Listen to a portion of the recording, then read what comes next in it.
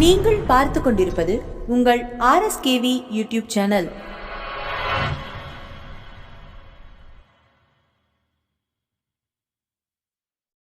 உங்கள் அனைவருக்கும் எங்கள் RSKV டிவி சேனலின் அன்பு வணக்கங்கள். இந்த புத்தகத்தின் பெயர் வெற்றிக்கு வழிகாட்டும் பொது அறிவு களஞ்சியம், மனோரமா இயர் புக் 2021. ஆத்ம நிர்பார் பாரத், இந்தியாவை உருமாற்றும் மந்திரச்சொல். இந்த புத்தகத்தை வாசிப்பவர் நான் உங்கள் திருமதி ரமா சதீஷ்குமார். இந்த ஆடியோவை உங்களுக்கு வழங்குவது உங்கள் RSKV டிவி சேனல். நீங்கள் போன ஆடியோவில் ஒலிம்பிக்ஸும் இந்தியாவும் கேட்டு இருப்பீர்கள். அதனைத் தொடர்ந்து உலகின் புகழ்பெற்ற மைதானங்கள் கேட்போம். உலகின் புகழ்பெற்ற மைதானங்கள். ஸ்டேஷன் என்னும் கிரேக்க சொல்லிலிருந்தே ஸ்டேடியம் என்னும் லத்தீன் சொல் உருவானது. புராதன கிரேக்கத்தில் நீளத்தை அளக்கும் அளவீடாக பயன்படுத்தப்பட்ட சொல்லே ஸ்டேடியோன். சுமார் 600 அடி (180 மீட்டர்) கொண்டது ஒரு ஸ்டேடியோன். முதல் மைதானம். வரலாற்றில் முதல் மைதானம் என்னும் சிறப்பு கிமு 776 முதல் கிரீஸின் ஒலிம்பியாவில் அரங்கேறி வந்த புராதன ஒலிம்பிக்ஸ் போட்டி களத்துக்கு சொந்தமானது. கிபி 80இல் டொமிஷியானஸ் சக்கரவர்த்தி புராதன ரோமில் கட்டிய மைதானமே உலகின் முதல் மைதானமாக கருதப்படும் மற்றொரு மைதானம். நவீன மைதானங்கள். நவீன மோஸ்தரியில் உருவாக்கப்பட்ட துவக்க கால மைதானங்கள் 1800களின் இறுதி கட்டத்தில் தலை உயர்த்தின. 1872இல் அயர்லாந்தின் டப்ளின் நகரில் கட்டப்பட்ட லான்ஸ்டவுன் ரோடு மைதானமே நவீன மைதானங்களில் முதலானது என்று சமீப காலம் வரையில் புகழப்பட்டது. ஆனால் ரக்பி விளையாட்டுக்கு புகழ்பெற்ற இந்த மைதானம் 2006இல் மூடப்பட்டது.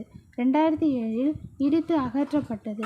லண்டனில் உள்ள ஸ்டாம்பர்ட் பிரிட்ஜ் மைதானம் 1877இல் உருவாக்கப்பட்டது. லிவர்பூலின் செங்கோட்டையான ஹான்ஃபீல்ட் மைதானம் 1884இல் கட்டப்பட்டது. நேஷனல் மைதானம். ஜப்பான். 2020இல் நடைபெறவிருந்த ஒலிம்பிக்ஸ் போட்டிகளுக்காக ஜப்பானில் டோக்கியோவில் 7 மைதானங்கள் உருவாக்கப்பட்டிருந்தன. அவற்றில் மிக முக்கியமானது ஜப்பான் நேஷனல் ஸ்டேடியம். ஒலிம்பிக் திருவிழாவில் துவக்க மற்றும் நிறைவு விழாக்கள், தடகள போட்டிகள் ஆகியவை இந்த மைதானத்திலேயே நடத்த திட்டமிடப்பட்டிருந்தது. மொத்த இருக்கைகள் 68,000. 1964இல் டோக்கியோ ஒலிம்பிக்ஸ் நடைபெற்ற நேஷனல் மைதானம். 2015இல் இடித்து தரைமட்டமாக்கப்பட்ட இடத்தில்தான் தற்போதைய புது நேஷனல் மைதானம் உருவாக்கப்பட்டது. 2019 டிசம்பர் 2021 2019 டிசம்பர் 29ஆம் தேதி இது அதிகாரப்பூர்வமாக திறக்கப்பட்டது. கோவிட் வரவால் ஒலிம்பிக்ஸ் போட்டிகள் ஒத்திவைக்கப்பட மைதானம் கலையிழந்தது. மிகப்பெரிய கிரிக்கெட் மைதானம். மொட்டேரா சர்தார் பட்டேல் மைதானம், அகமதாபாத், இந்தியா. இருக்கைகள் 1,10,000. கட்டப்பட்ட வருடம் 2020. மிகப்பெரிய பல்வகை விளையாட்டு மைதானம். ரங்ராடோ மேடே மைதானம், பியோங்யாங், வட கொரியா. இருக்கைகள் 1,14,000. கட்டப்பட்ட வருடம் 1989. மிகப்பெரிய கால்பந்து மைதானம். நூ காம்ப் மைதானம், பார்சிலோனா, ஸ்பெயின். இருக்கைகள் 99,354. கட்டப்பட்ட வருடம் 1957. மிகப்பெரிய ஹாக்கி மைதானம். நேஷனல் கதாக்பி மைதானம், லாகூர், பாகிஸ்தான். இருக்கைகள் 45,000. கட்டப்பட்ட வருடம் 1990. உலகின் மிகப்பெரிய ரக்பி மைதானம். ட்விங்கன்ஹாம் மைதானம், லண்டன். இருக்கைகள் 82,000. கட்டப்பட்ட வருடம் 1909. உலகின் மிகப்பெரிய கிரிக்கெட் மைதானம்.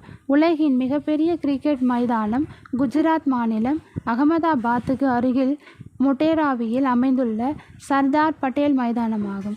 அமெரிக்க அதிபர் டொனால்டு ட்ரம்பின் இந்திய விஜயத்தின் போது (2020) இந்திய பிரதமர் நரேந்திர மோடியுடன் சேர்ந்து ட்ரம்ப் இதை திறந்து வைத்தார். (February 24) இங்கே நடைபெற்ற முதல் நிகழ்ச்சி நமஸ்தே ட்ரம்ப். சர்தார் பட்டேல் மைதானம் மொட்டேரா கிரிக்கெட் மைதானம் தற்போதைய நிலையில் இந்தியாவின் மிகப்பெரிய மைதானம். உலகின் மிகப்பெரிய கிரிக்கெட் மைதானம் என்னும் 2 சிறப்புகளும் இதற்குண்டு. மொத்த இருக்கைகள் 1,10,000 (1,24,000 இருக்கைகள் கொண்ட ஆஸ்திரேலியாவில் மெல்பர்ன் கிரிக்கெட் சாதனையை மொட்டேரா முறியடித்தது. கிரிக்கெட் மைதானத்துக்கு அருகிலேயே கால்பந்து மைதானம், tennis court, badminton court, Olympics போட்டிகளுக்கு ஏற்ற ஸ்விம்மிங் பூல், கிளப் ஹவுஸ்கள், பயிற்சி மைதானங்கள் போன்றவையும் மைதான வளாகத்தில் அமைக்கப்பட்டுள்ளன. இதன் மொத்த பரப்பு 63 ஏக்கர். முதலிடத்துக்கு முந்தும் சீன மைதானம். உலகின் மிகப்பெரிய கால்பந்து மைதானங்களில் ஒன்று சீனாவின் தென்பகுதி நகரமான குவாங்சௌவில் கட்டப்பட்டு வருகிறது. சீன சூப்பர் லீக் கிளப்பான குவாங்சௌ எவர்கிராண்டேக்கு சொந்தமான இந்த மைதானத்தில் சுமார் 1,00,000 பேர் ஆட்டத்தை கண்டு ரசிக்க முடியும். ஸ்பானிஷ் கால்பந்து கிளப்பான பார்சிலோனாவின் நூ காம்ப் மைதானத்தை விடவும் 99,354 இருக்கைகள் அதிக இருக்கைகள் சீன மைதானத்தில் அமைக்கப்படுகிறது. சுமார் 1,200 கோடி சீன யுவான் (சுமார் 13,000 கோடி ரூபாய்) செலவில் அமைக்கப்பட்டு வரும் இந்த மைதானம் 2022 பூர்த்தியடையும் என்று எதிர்பார்க்கப்படுகிறது. விரிந்த தாமரை வடிவில் அமையும் இந்த மைதானம் குவாங்சௌ ஃப்ளவர் சிட்டி என்னும் சிறப்பு பெயரை பெருமைப்படுத்துகிறது. எனவே இத்துடன் இந்த பகுதி நிறைவு பெற்றது. அடுத்த வாரம் வெள்ளிக்கிழமை மற்றொரு பகுதியில் உங்களை சந்திக்கும் வரை உங்களிடம் இருந்து விடைபெறுவது நான் உங்கள் திருமதி ரமா சதீஷ்குமார். வணக்கம்.